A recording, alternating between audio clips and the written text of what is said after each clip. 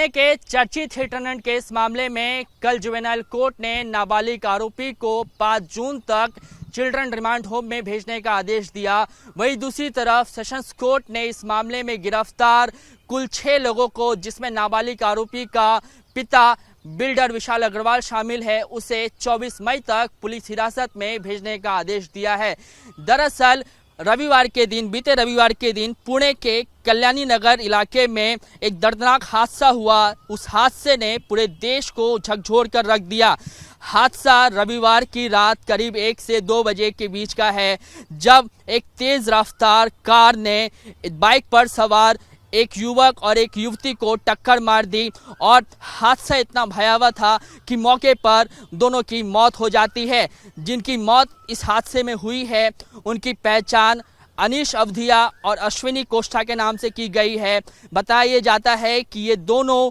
मूल रूप से मध्य प्रदेश के रहने वाले हैं और पुणे में बतौर इंजीनियर काम कर रहे थे। जिस कार ने उनका एक्सीडेंट किया, उस कार में एक नाबालिग बैठा हुआ था जो कि पूरी तरीके से नशे में धुत था और उस कारण से जो चश्मदीद बता रहे हैं वो ये बता रहे हैं कि नशे में होने के कारण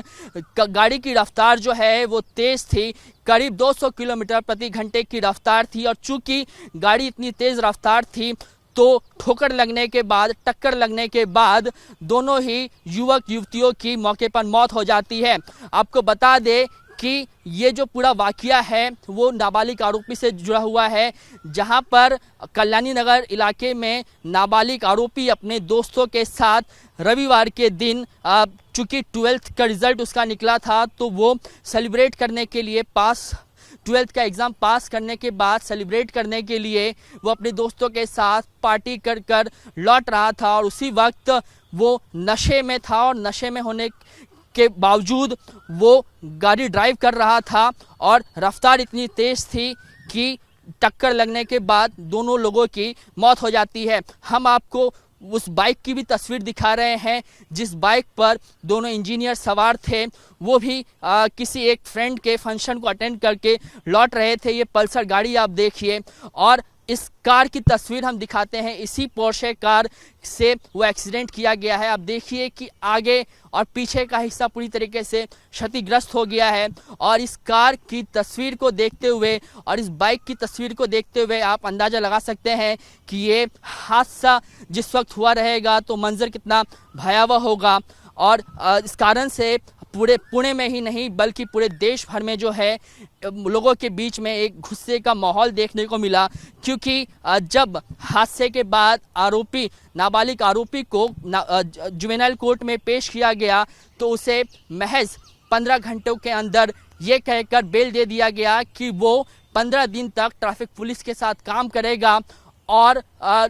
एक्सीडेंट पर जो है वो निबंध लिखेगा। उसके बाद हमने देखा कि किस तरीके से पुणे में लगातार प्रदर्शन हो रहे थे। पुलिस की कार्यप्रणाली पर भी सवाल खड़े किए जा रहे थे, क्योंकि पुलिस के लिए ये कहा जा रहा था कि चूंकि नाबालिग आरोपी जो है वो एक रसूखदार बिल्डर का बेटा है तो उसको फेवर करने की बात कही जा रही थी। हालांकि पुलिस ने ये कहा है कि पहले दिन से ही आरोपी को जो है वो पनिशमेंट, स्ट्रॉन्ग से स्ट्रॉन्ग पनिशमेंट मिले, पुलिस की ये कोशिश थी और इसीलिए जब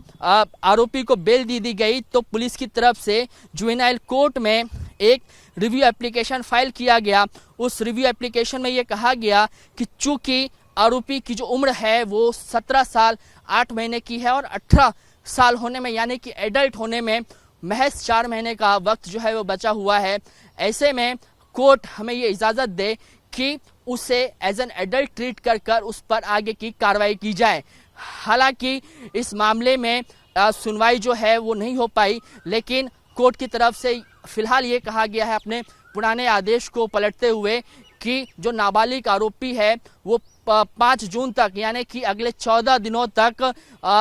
चिल्ड्रन रिमांड होम में रहेगा। लगातार पुलिस उसके एक्टिविटी को मॉनिटर करेंगे और उसके बाद इस मामले में जो है वो सुनवाई चलती रहेगी और जो एडल्ट कंसिडर कर उस पर केस चलाने की जो बात कही जा रही है तो इन 1 महीने के दौरान या जब तक वो रिमांड होम में रहता है तब तक उसकी एक्टिविटी किस तरीके की होती है उस पर निर्भर करता है कि कोर्ट क्या निर्देश देता है। लेकिन जिस तरीके से ये पूरा वाकया हुआ उसके बाद पूरे शहर में बल्कि पूरे देश भर में एक